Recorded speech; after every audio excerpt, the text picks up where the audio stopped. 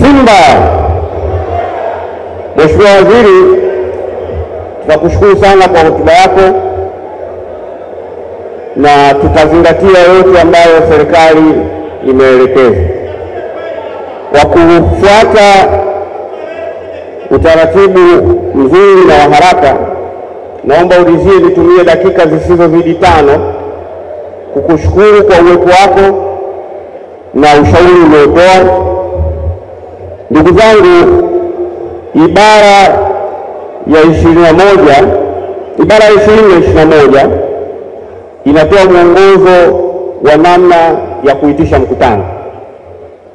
Katiba inasema, ibara ya 21(1), mkutano mkuu wa kawaida utaitishwa na bodi ya wakurugenzi mara moja kwa mwaka, yani ndani siku 120 baada ya mwaka wa fedha. Ukihesabu siku 120 kutokea mwaka wa fedha, iliungana tarehe na siku ya uchaguzi mkuu wa nchi. Hilo ilitupelekea tuandike barua kwa msajili wa vyama vya michezo na kuomba ridhaa kusogeza mbele ili tuweze kupanga mkutano huo, na tulipewa siku 30. Ndiyo sababu iliyotufanya tuitishe mkutano huu leo. Zipo hoja nyingi kwa nini tumeitisha mkutano tarehe ambayo tuna mechi. Siku zote kuanzia baada ya mwezi Agosti, hakuna siku ya Jumapili ambayo Simba haitokuwa na mechi, aidha ndani au nje. Lakini timu inapocheza, sio viongozi wote ambao wanahudhuria hizo mechi tuna uwakilishi. Mathalan, katika mechi ya leo tuna wajumbe 4 wa bodi ambao wameambatana. Tuna mwenyekiti wa bodi ndugu Magori, yuko mzee Azim Deuji, yuko Swedi Nkwabi, pia yuko Isa Masudi ambaye ametangulia siku 10 kabla ya mchezo. Tunao viongozi wengine wa serikali kutoka kwenye shirikisho na taasisi zingine. Ubalozi wetu wa Tanzania nchini Nigeria umetuma watu siku kadhaa kabla hiyo mechi. Kwa hiyo hakuna eneo ambalo litakuwa na hitilafu kwamba mkutano usifanyike kwa sababu ni jambo lipo kwa katiba.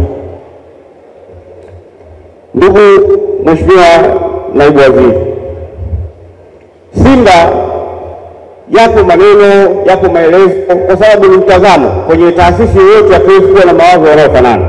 Wapo ambao wanakubaliana na wapo ambao hawatakubaliana. Hiyo ni jambo la kawaida na ndio process of growth. Lazima kuwe kuna friction ili kuweza kupata hiyo ukuaji. Jukumu la ulinzi wa nembo ya Simba.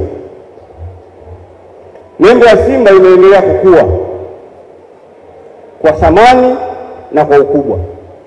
Hili si jukumu la mwenyekiti wa Simba Sports Club peke yake, ni jukumu la wanachama na wapenzi wa Simba wote. Tuilinde nembo yetu. Katika hiyo, nimesikia baadhi ya watu wamekuwa wakitoa tafsiri tofauti kwamba logo ya Simba haijasajiliwa. Hiyo taarifa haina ukweli hata nukta moja.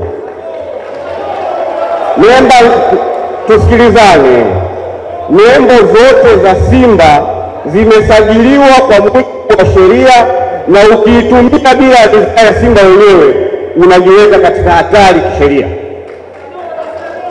Tumefanya usajili na kadhalika, tunalipa returns za kila kuhusu umiliki wa hiyo nembo.